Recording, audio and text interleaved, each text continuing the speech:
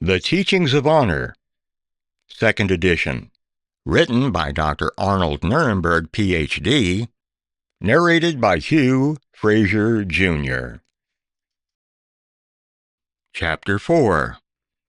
I'm defining honor as loyalty to your highest constructive values, as enshrined in the 4 commandments of honor, while striving to cause no harm, physically or emotionally. Radiant Vitality and the Studies. Radiant vitality is a manifestation of living with honor, health, love, power, passion. Radiant vitality is the water of life, gushing forth from the fountain of goodness. What is radiance? It is a visible emanation, perceived as light, that uplifts those who behold it. What is vitality? It is a constructive energy which emanates vast potential for movement. What is radiant vitality? It is the embodiment and the emanation of health, love, power, and true passion. The 4 commandments of honor magnify radiant vitality. 15 factors of radiant vitality. 1. Living with honor. 2. Exercise and proper diet. 3. Prayer. 4. Praiseworthy attributes. 5. Constructive thoughts. 6. Being in love. 7. Attractiveness includes cleanliness. 8. Meaning and purpose. 9. Active lifestyle. 10. Knowledge. 11. Deep breathing and good air. 12. Control of your emotions. 13. Self-confidence. 14. Right livelihood. 15. Respectfully real communication.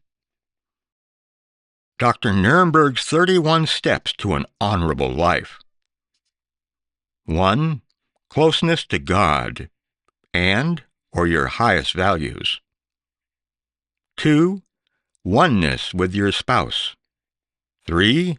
Strong sense of purpose through development of virtue and contributing to the upliftment of society. 4. Constructive thinking. 5. Powerful health through vigorous exercise, excellent nutrition, deep rest, and constructive thoughts. 6. Creative expression. 7. Show your love. 8. Apologize. 9. Serve your destiny. 10. Arise to the struggle now. 11. Be able to share your vulnerability. 12. Respectfully real communication to create connection with others. 13. Keep your word. 14. Seek to be a man of honor with wisdom, a woman of honor with wisdom. 15. Seek to gain power from hardship. 16. Take responsibility for your life. 17. Remember that fairness trumps money and power. 18. Be extremely grateful. 19. Be a well-wisher. 20. Remember, you have the right to be your true self, as long as the expression of your true self is done in a respectfully real manner, with kindness, wisdom, and respect of boundaries. 21. Remember your mortality and the thoughts you wish to have at the end. 22. Treasure family. 23. Reflect upon your life. 24. Have a good time. 25. Be a good and loyal friend. 26. Find your true smile. 27. Live deeply. 28. Keep expenses down and make enough money to pay your bills. 29. Take a break. 30. Have a good laugh. 31. Tell yourself the best true story about your worst problems. There are many therapeutic approaches which are highly effective for varying lengths of time. For specific psychological issues, the Honorr approach can potentially help for a lifetime and can be applied to all issues in a primary or adjunctive role. In addition, it can be used by its practitioner to uplift loved ones and become a legacy of honor.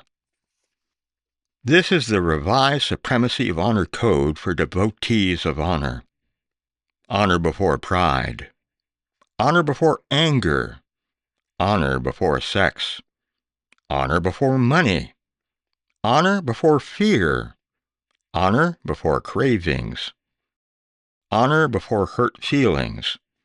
Honor before life itself. This is the path to fundamental well-being. A thought was breathed into the essence of the universe. This thought would be called sacred and known as honor. It is a primordial potential vibrated into the core of all existence and is the cause of all meaning and purpose. It beckons manifestation of its command in the hearts of all mankind. They alone were given the choice to follow its promptings that whisper the way. They alone were given the freedom to choose or not to choose honor as their destiny. All that would unfold in the history of the world and all the fruit of its progress are a coincidence of that choice, to each according to his deeds and to all by the sway of its tide. The living waves of an ocean of love and bliss arise and fall in accordance to their submission to the call of honor. Honor therapy, also called legacy therapy, can be integrated into the current therapy models as follows. 1. It is a system for reframing in cognitive behavioral therapy. 2. It is a dimension of positive psychology. There are a number of dimensions which have been empirically determined to be therapeutic. One is gratitude.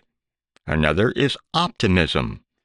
Another is positive thoughts. This approach increases gratitude, optimism, positivity, and resilience, while enhancing interpersonal connectedness. It facilitates the growth of wisdom and finding meaning in life. The following is an article that Dr. Nerenberg wrote 3 years ago for other mental health professionals. Increasing Hope and Optimism During Hard Times by Dr. Arnold P. Nerenberg, Ph.D. Welcome, my dear colleagues. I am Dr. Arnold Nerenberg, Ph.D. I have been a clinical psychologist for over 45 years, and I am 79 years of age. I want to present to you a study I have conducted over a 6-year period, which can increase hope and optimism during hard times through the application of my legacy therapy model of reframing.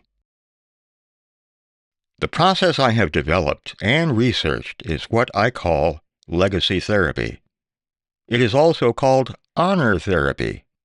I define honor as loyalty to your highest constructive values, as enshrined within what I have created and call the 4 principles of honor, also called the 4 commandments of honor. The 4 commandments of honor are: 1. I wish you well. 2. I take full responsibility for co-creating my reality and my problems. 3. I am grateful for the power I gain from hardship. then one of the following two. Either I seek always to serve my highest values, or, if you believe in God, God, your wish is my only wish. I call them commandments because we are commanding the honor within us to arise into manifesting into thoughts, words, and actions. My patients already believe in these principles. The general population believes in these four principles. We do not have to convince anyone. The four commandments of honor are part of a reframing process.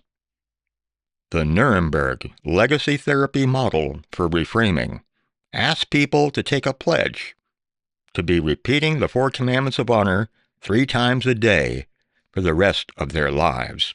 The pledge I developed is an effective clinical instrument.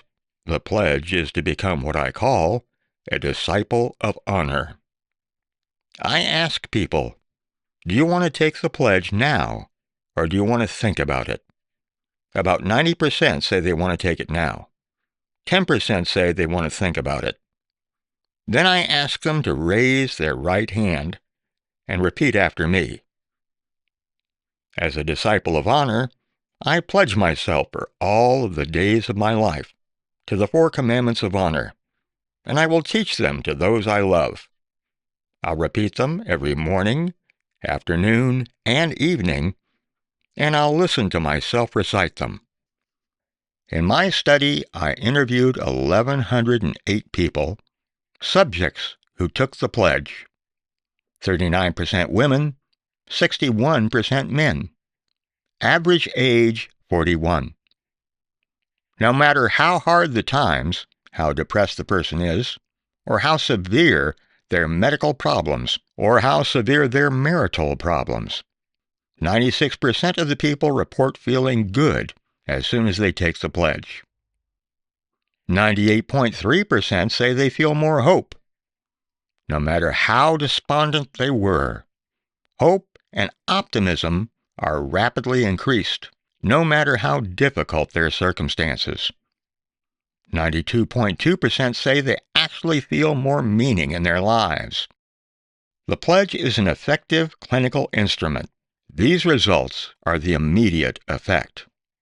Usually in the first or second session, as with all studies, future research can expand and verify these findings. When replicated, it would be better if someone other than the therapist did the interview of research questions. There is a process to ensure the probability that they are going to apply this within a few sessions. I have them add what I call the bridge from honor to reality. The bridge is, what's the most honorable thing to think, say, and do?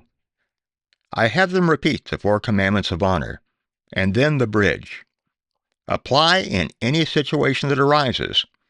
I will explain. Honor, then, is the gold standard for assessing thoughts, words, and actions.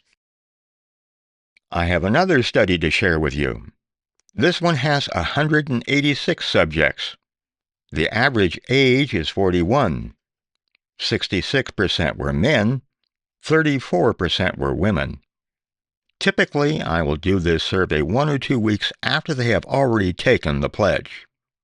As a disciple of honor, do you feel more equipped to handle the struggles in life? 84% said yes. As a disciple of honor, do you feel more self-respect? 95% said yes.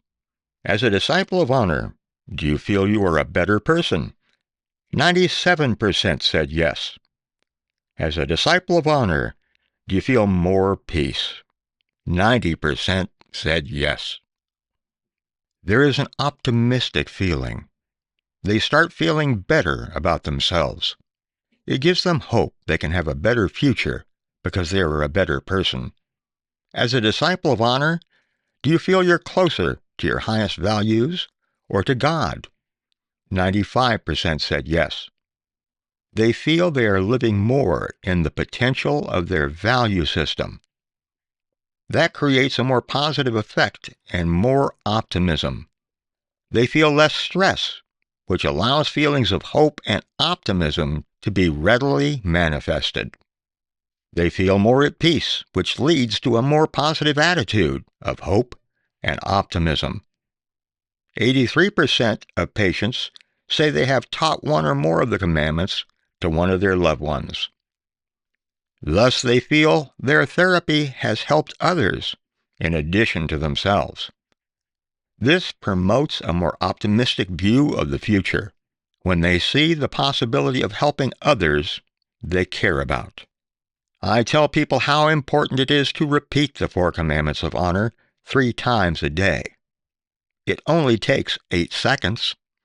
The bridge takes 4 seconds. That's 36 seconds a day. They can repeat the 4 commandments of honor while taking a shower, watching TV, driving, etc. They do not have to have a special place. Saying the commandments of honor, some people get a good feeling. Many people, including myself, do not get a special feeling, but the repetition is preparation for application. Consider the commandment, I am grateful for the power I gain from hardship. Keeping this commandment in mind when we are in hardship, we have the knowledge that we're going to get stronger by going through it. We will become wiser and more compassionate. So we are grateful for that power. That increases optimism, knowing that whatever we're going through, that it will, with appropriate attitude, make us stronger. And when we say, I take full responsibility for co-creating my reality and my problems, 99% of the time, we are not a victim. We typically co-create our problems. That means we are powerful. We co-create our problems. That hope is that I can uncreate my problems and have a better future. We ask ourselves, what is the best true story I can tell myself about my problem? This is one of the ways of reframing in legacy therapy. As an example, here's a case I had concerning a huge male that was very tough-looking and had tattoos on his neck. He was a roughneck. He worked in the oil fields. He came into my office and said, Dr. Nerenberg, I have lost everything. My wife left me for another man. She took my kids. I lost my kids. I was so stressed, I couldn't make my house payment. I lost my house. I told him, as a human being, I felt so much compassion for his loss. It is enormous. I was confirming the terrible aspect of what he was going through. We do not deny that. I also told him, as a psychologist, I understood the psychodynamics of his suffering.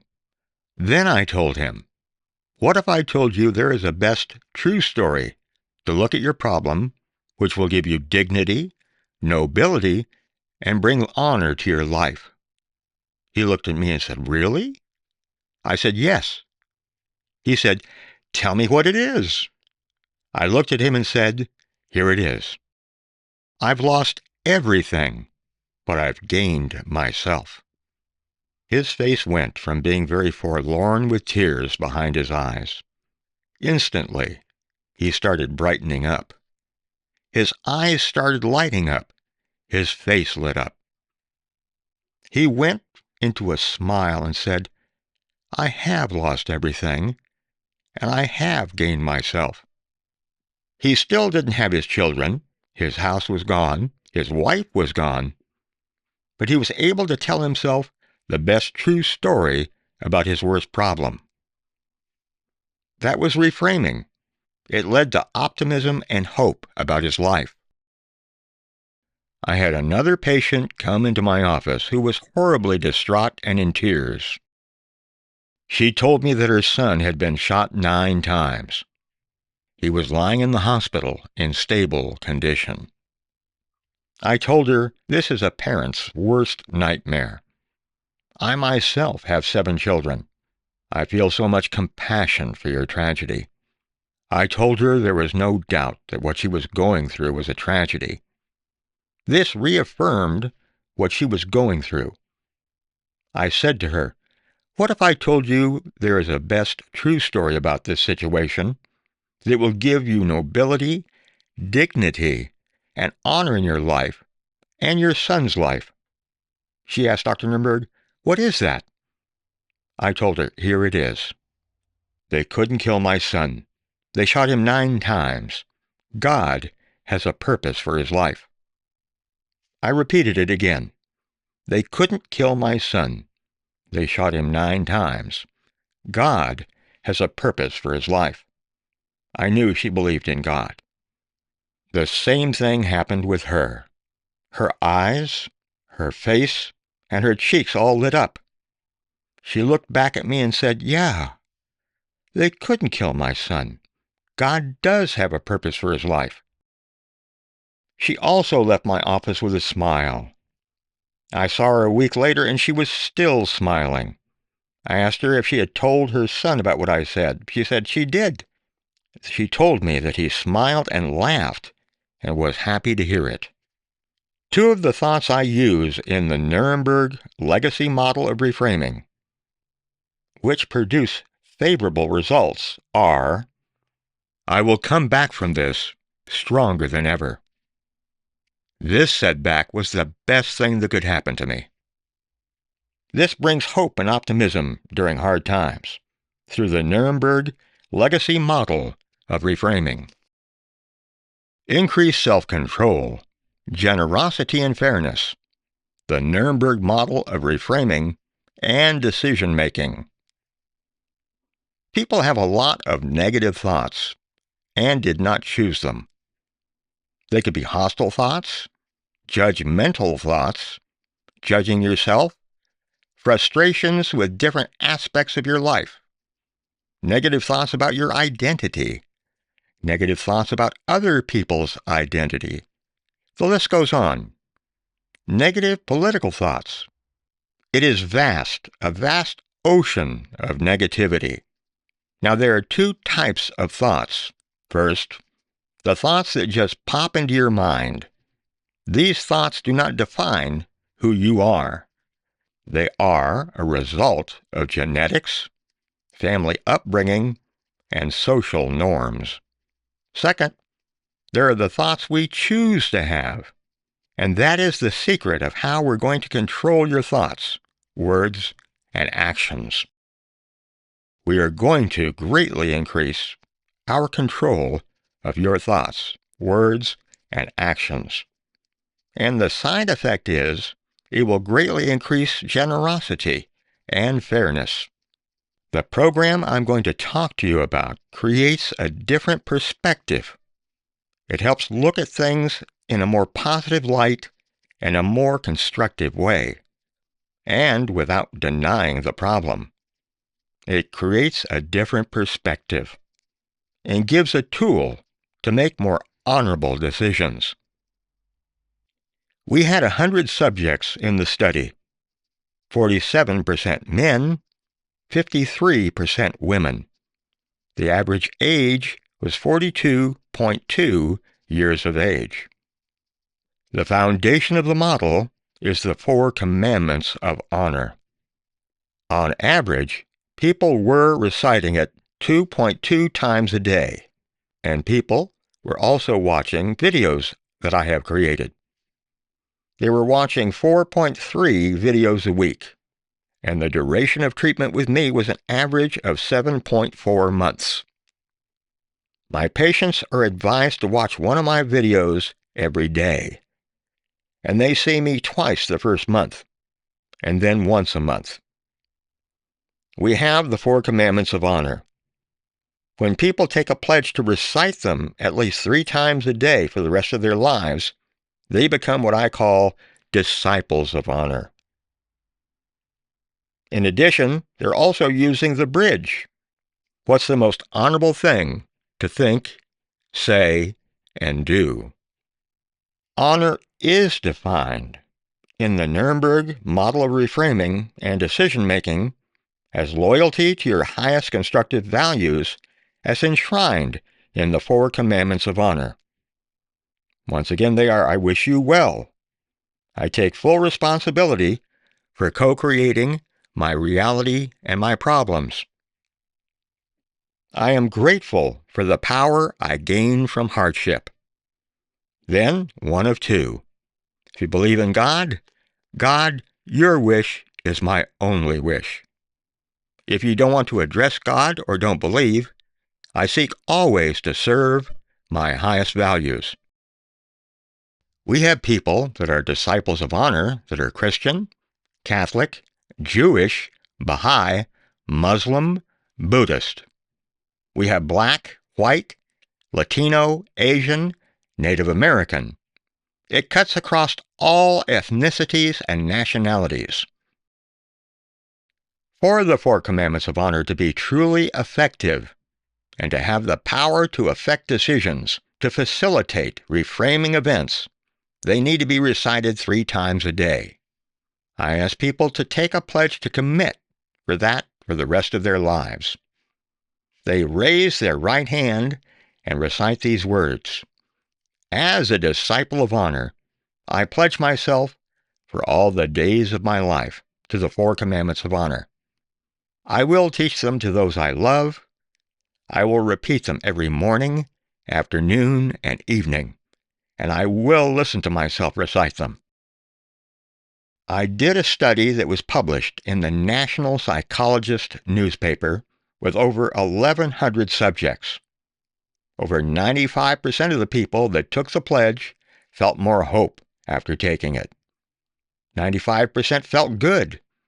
Over 92% felt more meaning in their lives. Eventually, I offer them the bridge. This is the foundation of the system. There are additional steps people can take that are more advanced, but this is the core of the system. The repetition, saying the commandments 3 times a day, is preparation for application, which is key. We found in the study that people reciting the 4 commandments of honor and the bridge increased their positive thoughts. Most people get a lot of negative thoughts, but we found through our study that repeating the commandments of honor and the bridge increased positive thoughts. Conclusion. This supports the hypothesis that words are medicine. Healing connotes a journey through complex, sometimes punishing, interior terrain toward a potentially more peaceful state, rich with new insights. We can increase prognosis with words. I intend to see you come back much stronger than ever, and I will do everything in my power to see that you come back better than before, is a powerful tool to increase prognosis. Words improve hope and optimism, which are 2 important factors in healing. When people are diagnosed with a serious illness, their first reaction is often disbelief. It can be difficult to accept something is wrong, especially when there is no cure. Hope is essential at that time. Hope gives us the strength to face the challenge ahead. Among patients with hematological malignancies who receive hepatopoietic stem cell transplantation, positive psychological constructs appear to be associated with improved health outcomes. Optimism is also important. Studies have shown that patients who are more optimistic about their treatment tend to have better outcomes and a higher probability of goal attainment. They are more likely to comply with their treatment plan and less likely to experience complications. Words play a powerful role in shaping our attitudes and beliefs. By using positive language, we can help patients maintain hope and optimism during their illness. We can increase prognosis with words.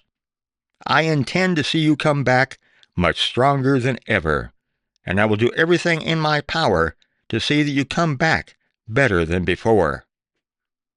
Words improve hope and optimism, which are essential in healing. When we choose our words carefully, we can have a profound impact on someone's health and well-being. More Honorr poetry.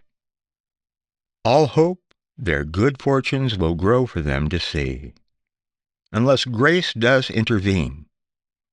In its time they will harvest what they deserve. From the thunder of the drums, honor beats in the heart of every righteous being. And people feel the master they yearn to serve. From the pulse of the drum, the eagle rises in the vision chanted in the darkness of night. As the master you serve ascends into the fire of your spine, you bow at his feet. He lifts you with his love, and his smile lights the way of your noble-seeking flight.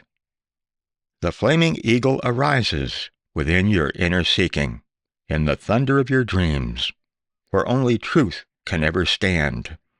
Honor beats in the heart of every righteous being. Each element resides within its own sphere. The eagle cannot snatch the snake of fire from the flames, and honor cannot be falsified or stolen.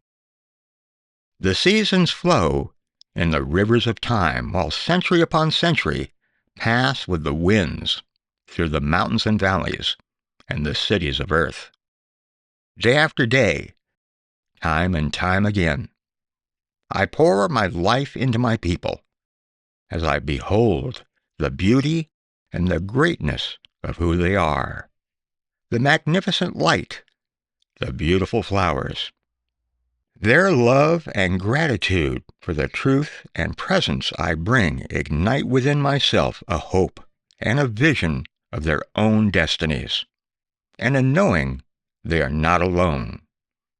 What I see in their eyes and feel in their voices elevates my own being to even greater heights of inspiration and confirmation of the goodness enshrined within the hearts of all mankind. Day after day, year after year, I have mixed my blood and my breath with yours. I know your suffering and your struggles and the yearnings of your heart. You have allowed me the privilege of awaking the memory of honor residing within your hearts. Your destiny unfolds, and your legacy illuminates the way of those you love and those you have touched while you walked upon this earth. Let my heart burst with love for my patients till I weep for them in their sorrows and deeply celebrate with them their progress and joys. Let me think of them as greater than I. Let me feel grateful for being part of their lives, for making my livelihood, and for my healing and growth that comes from helping them.